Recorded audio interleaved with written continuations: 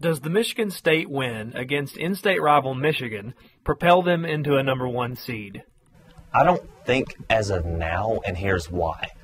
Frankly, they're sitting at that 8th seed in the AP poll, and right now there are just too many teams in front of them.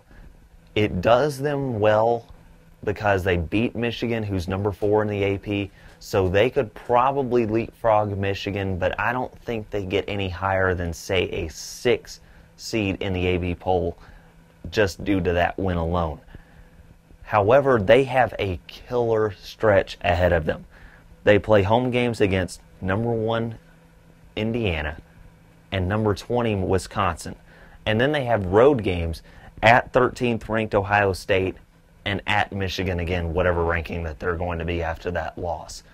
If they can win all of those games, Michigan State being the they here, I don't see any reason why they're a number 1 seed, but I think they have a lot of work to do before they get to that point.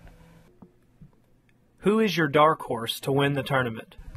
In every dark horse situation, you want a team that kind of flies under the radar but has some quality players on their team. Spoiler alert, I've actually talked about this team already. Murray State fits the bill. Look, Isaiah Cannon is a very, very dependable point guard. This team doesn't turn the ball over. Ed Daniel is a freaking beast in the paint, getting boards. They're not going to be outworked. They're not going to be outplayed. And they're certainly not going to be frantic enough to lose their composure in a big setting. Remember, they've been in this setting before. This team rose as high as 6th in the country last year in the AP when they rattled off 23 straight wins. I think they are right now my dark horse team to get into the tournament. Don't be surprised, assuming they win the Ohio Valley Conference, that they make a deep run come March. Louisville's loss against Notre Dame was concerning. And it's not just the loss itself that concerns me. Look, this was a very, very hard-fought game. 5 overtime games on the road are tough. Just road games are tough in conference, but especially one that literally takes more than an extra half to complete. But this was a game where Louisville could have solidified their case for a number 2 seed and been an outside looking in number 1 seed possibility. Now I think the number 1 chances are gone, and the number 2 chances are starting to slip out of their fingers. Joe Lunardi's got it right. I think they're a 3 seed if the tournament was today. They have some work to do to get to that number 2 seed, which I think they will get to come the end of the season.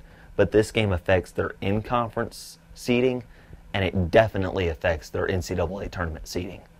UK's team carrying Nerlens Noel off the floor was inspiring. And it's one of those things where you kind of have to scratch your head and wonder why the University of Florida doesn't have a stretcher. Then again, there's probably not a stretcher long enough to fit Nerlens Noel on it. But we have all questioned all season long this team's chemistry, this team's heart. I don't think you can question, though, that deep down they are a team. Because no non-team would carry off its leader from the court by themselves. It was a very inspiring scene. I wish the best for Nerlens Noel in this situation. Since I'm a new member to the YouTube community, it won't let me post a video where all of my episode is on one video, so I'm having to break my parts up into several different parts per episode. In each description box of each video, there are links posted to the other links where you can see other parts of each episode. Hopefully this situation will be resolved soon, but until then we're just going to have to keep using this format. Thank you for joining me, and until next week, God bless, and hey, enjoy your Valentine's Day.